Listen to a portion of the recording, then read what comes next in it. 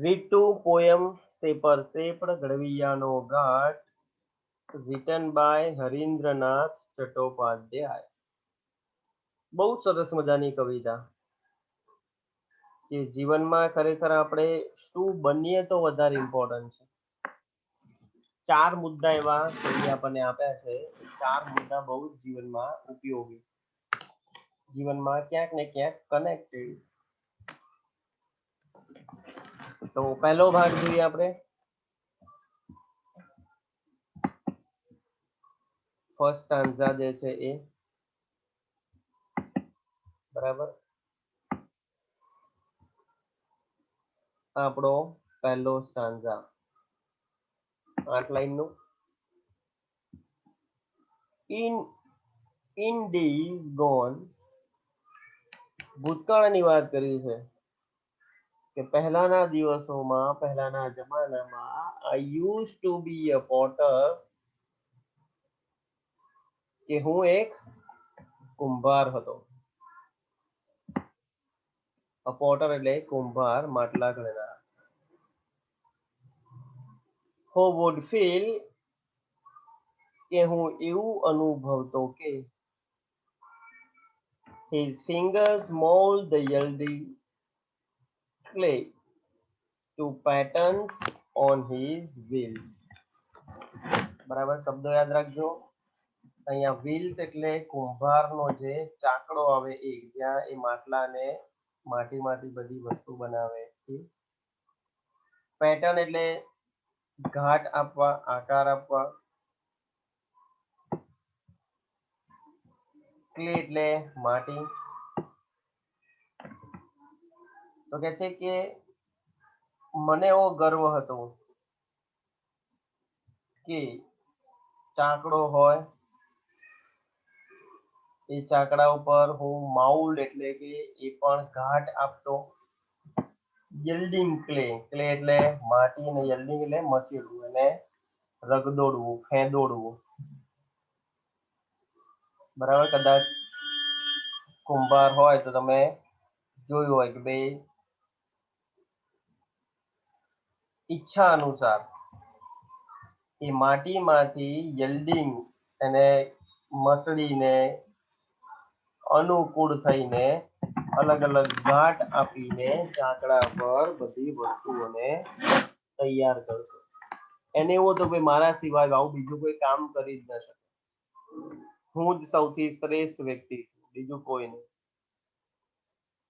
But now through wisdom, wisdom એટલે જ્ઞાન, લેટલી non એટલે લેટલી વોન એટલે મોડેથી જાગેલા.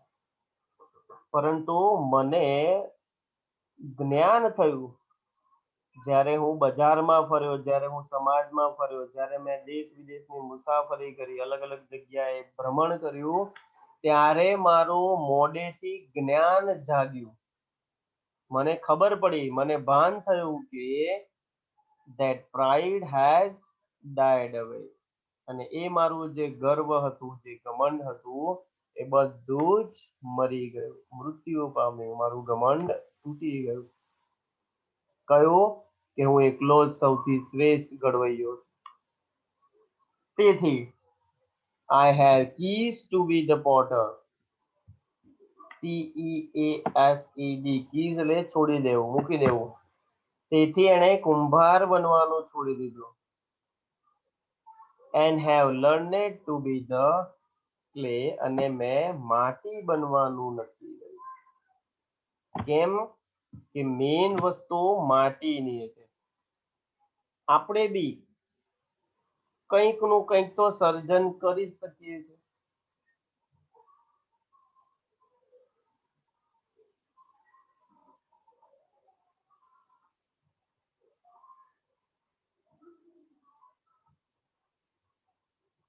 બરાબર, તો કે છે કે ભાઈ એ એનું ઘમંડ નહોતું, એ માટી બધી ભેગી થતી, એનાથી ઘાટ આપતો, અને પછી એ વસ્તુ બનતી હતી. એટલે એનું જ્ઞાન પીગળી ગયું, એનો ઘમંડ પીગળી ગયો કે ના ભાઈ, મેઇન ઇમ્પોર્ટન્ટ માટીનું છે. માટીની જેવા બનીને રહો, એકબીજા સાથે જોડાઈને, અલગ અલગ ઘાટ આકાર આપીને, તો ઇમ્પોર્ટન્ટ માટીનું છે, એના ઘડવૈયાનું છે નથી. તો કે છે કે મેં કુંભાર બનવાનું છોડી દીધું અને માટી બનવાનું નક્કી કર્યું.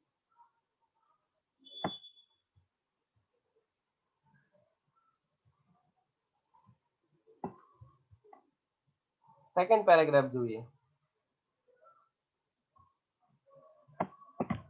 તેમાં શું શીખ્યો કવિ?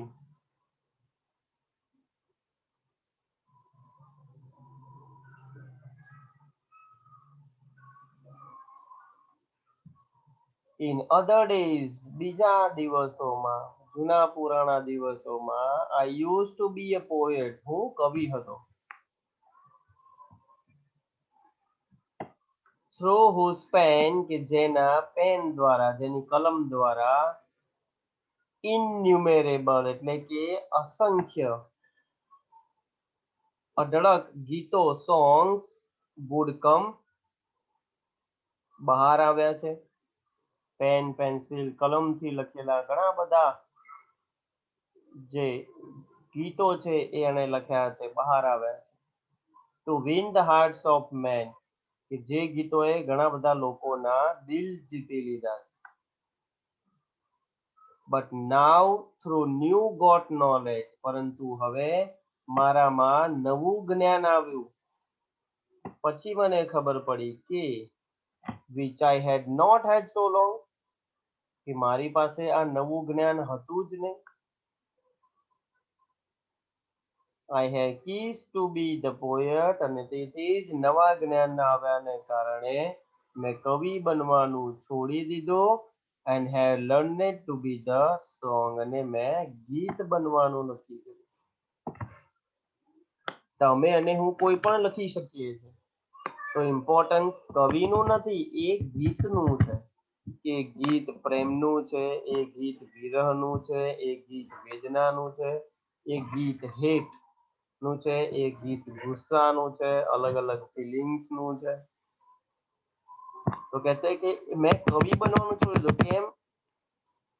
કવિના મનની વાતો એક ગીત જાણે છે. તો કહે છે કે જો હું ગીત બનું તો મને ખબર પડે કે મારા ઉપર શું વીતે છે. ઇમ્પોર્ટન્સ એ મારા શબ્દોનું છે, મારું નહીં. તો તમે એવા ઘણા બધા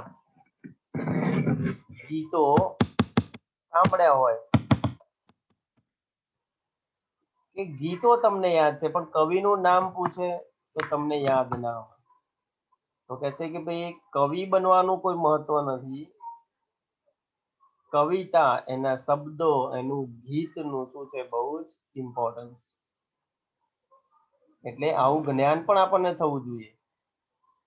બરાબર, કે ભાઈ હું ટીચર છું, તો ટીચર તો બધા બની જાય છે. દરેકે દરેક વ્યક્તિ ટીચર જ છે પોતાની અંદર, પરંતુ હું એક સ્ટુડન્ટ બની જાઉં, હું એક પોતે સ્ટુડન્ટ બનીને જો તમને ભણાવું તો એ મારું જ્ઞાન સાચું. બાકી હું ઘમંડ કરું, ગર્વ રાખું, તો એ શિક્ષક નકામું. તો એને કવિ બનવાનું છોડીને ગીત બનવાનું નક્કી કર્યું.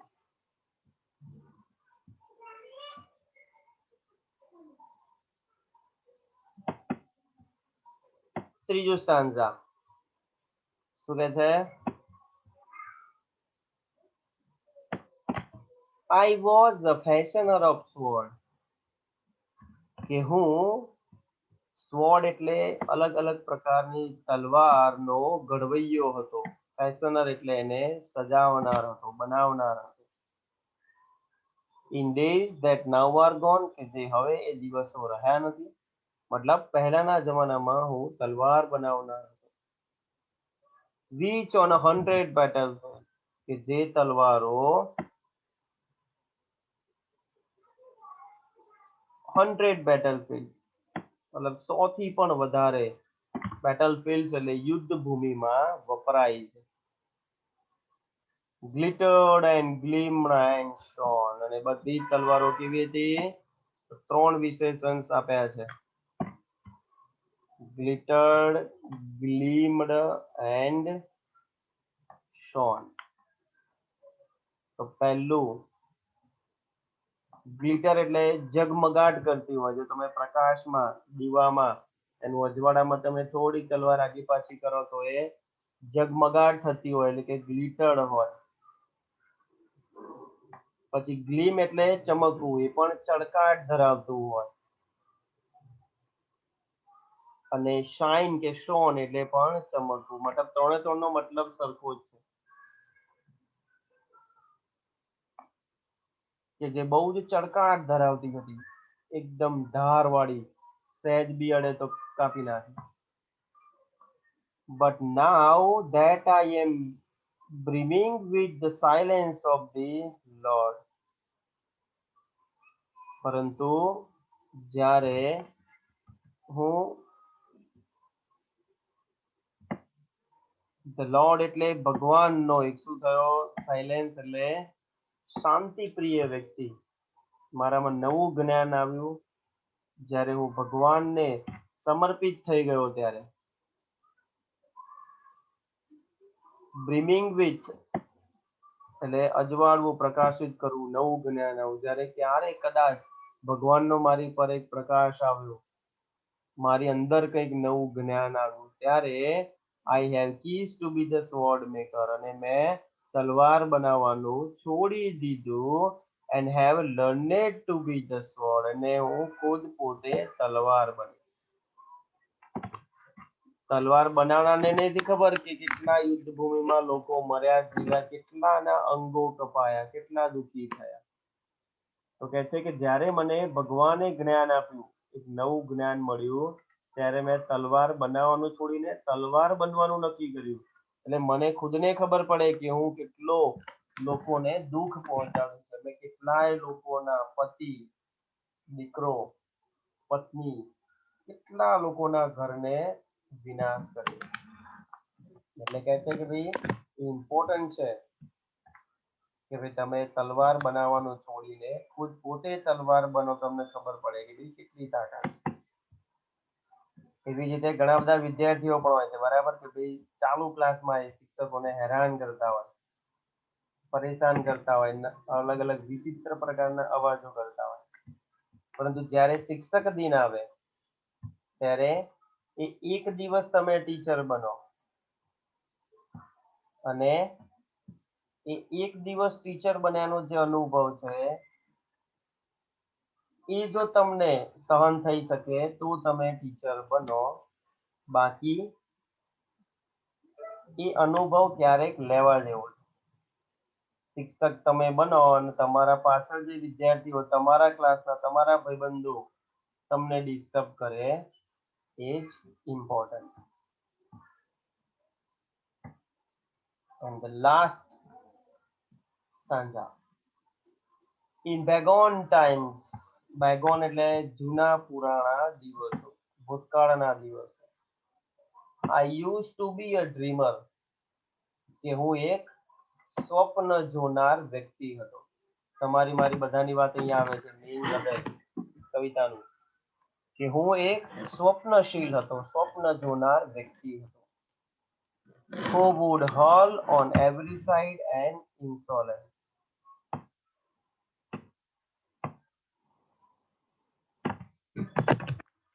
Of Emerald and Paul. બરાબર, Emerald and Paul એ બધી અલગ અલગ પ્રકારની ધાતુઓના નામ છે. બરાબર, તો સ્પેલિંગ ખાસ ધ્યાન રાખજો કે અહીંયા પહેલો સ્પેલિંગ આપણને કીધો છે હલ, HURL. હલ એટલે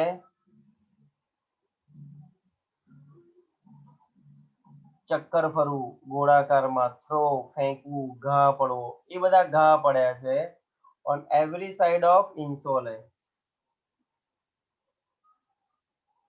ઉદ્ધતાઈ, તોછડાઈ ભર્યા વર્તનોને કારણે. ડ્રીમર હોય, સ્વપ્ન તો જોઈએ છે, પછી ઉદ્ધતાઈ વાળા બી હોઈ શકે છે, તોછડાઈ વાળા બી હોઈ શકે, રૂડ બી હોઈ શકે, ખરાબ હોઈ શકે, સારા હોઈ શકે છે. ઓફ ઇમરલેન્ડ એટલે કે મોતી, માણેક વગેરેના અમે સ્વપ્નો જોયા છે.